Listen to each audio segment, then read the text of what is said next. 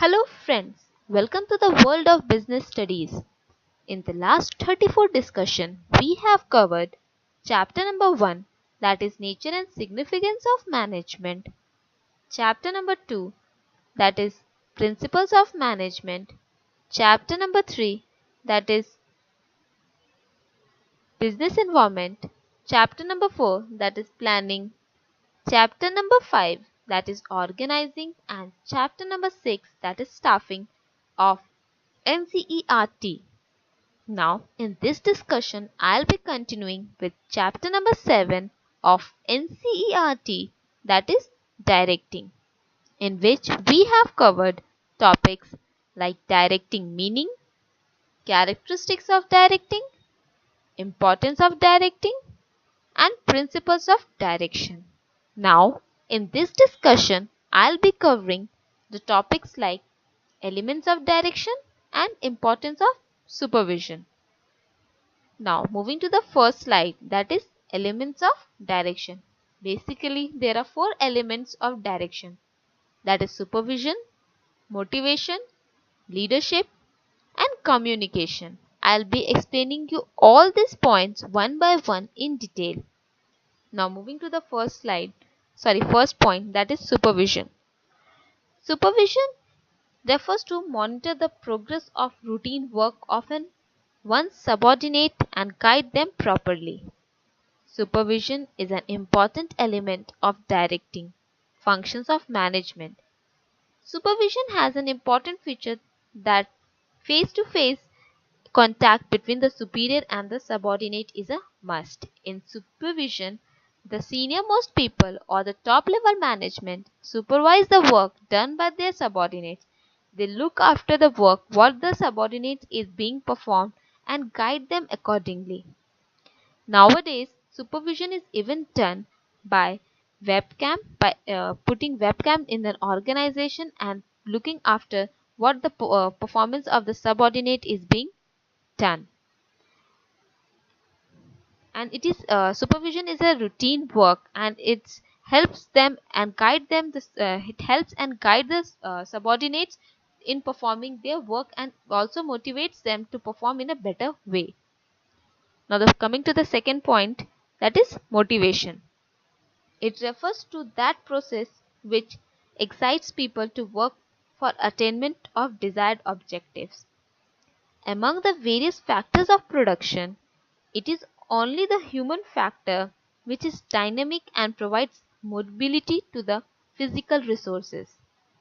If human resource goes static, then the other resources automatically turn immobile.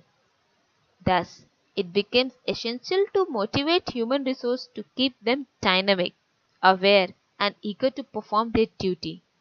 Both monetary and non-monetary incentives are given to the employees for motivation. As we all know that human resources are dynamic in nature, it is very difficult to motivate or encourage the dynamic nature, the human resource for an organization to perform work. So, motivation is a very important part for any organization to keep the employees dynamic in nature, because if they go static in nature, the production and the other thing will turn immobile. And the motivation is done through financial monetary incentives or non-monetary incentives. Organization provide monetary incentive or non-monetary incentives to the employees. I'll be explaining you this monetary incentives and non-monetary incentives in further lectures. Now the next point, that is leadership. It refers to influence others in such a manner to do work what their leaders want them to do. Leader plays an important role in directing. Only through their quality a manager can inculcate trust and zeal among his subordinates. A leader is a one through whom the followers follows them willingly, and leader has the quality that it makes the work in such a manner that the followers wanted to follow them and they perform the work in the manner the leaders wants to them to do. So It is very important role in directing, and it also inculcates trust among the managers and the zeal among the subordinates for performing a particular work. Now the last point, that is communication. It refers to an art of transferring facts, ideas, feelings, etc. from one person to another and making him understand them. A manager has to continuously tell his subordinates about what to do, how to do, and when to do various things. Also, it is very essential to know their reaction. To do all this, it becomes essential to develop effective telecommunication facilities. Communication by developing mutual understanding inculcates a sense of cooperation which builds an environment of coordination in the organization.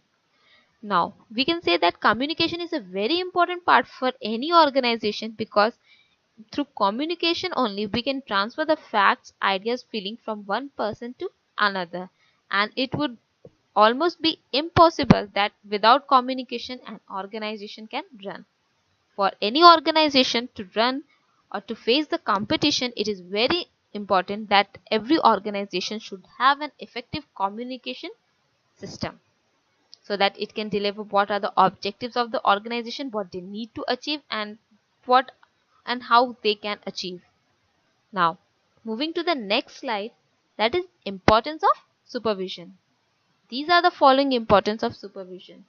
Like first one, ensures issuing instruction, facilitates control, optimum utilization of resource, maintenance of discipline, feedback, improves communication, improves motivations. Now I'll be explaining you all these points one by one in detail. Moving to the first point, that is ensures issuing instructions. Directing function is also called management in action. Action is initiated in a direction through supervision. Under this, it is ensured that needed information is disbursed to the right person. Information is in the form of order or direction. On the basis of these, needful changes are made in the activities of subordinates. Next, that it facilitates control. Under supervision, supervisor keeps a close eye on his subordinates. Whatever he finds any flaws in the work in progress, he rectifies them and there itself. From time to time, deviations are noted by comparing actual work performance and the desired work performance. Corrective measures are taken if needed is felt. In this manner, supervision assures control. Next, optimum utilization of resources. Under supervision, all activities are closely monitored. In this situation, better utilization of all the resources like human, material, machinery, etc. take place. The problem is at once solved because the employees are always under a close watch. As a result, they start doing effective work in a minimum possible time. Next, maintains discipline. Close eye and timely guidance of employee teaches them a lesson of discipline. When special attention is given to the employees during their work and their every problem is solved at the first instance, this builds pressures on their mind to maintain discipline. Next, that is feedback. During supervision, a supervisor is always in direct contact with his subordinate.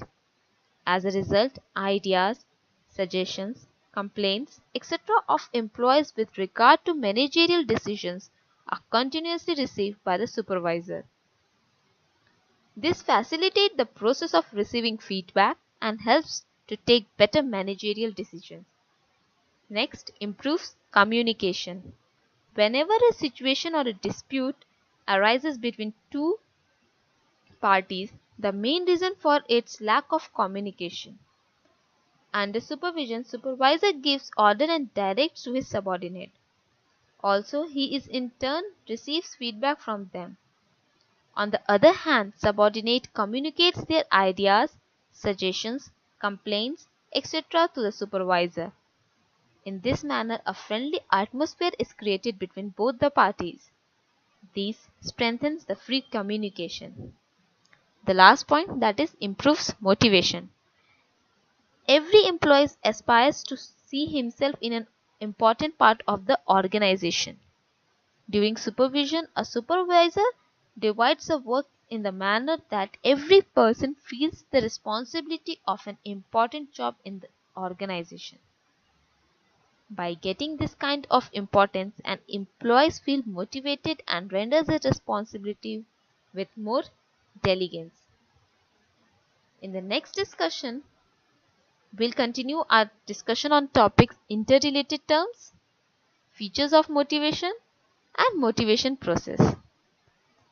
Let us know your doubt or any specific query below in the comment section.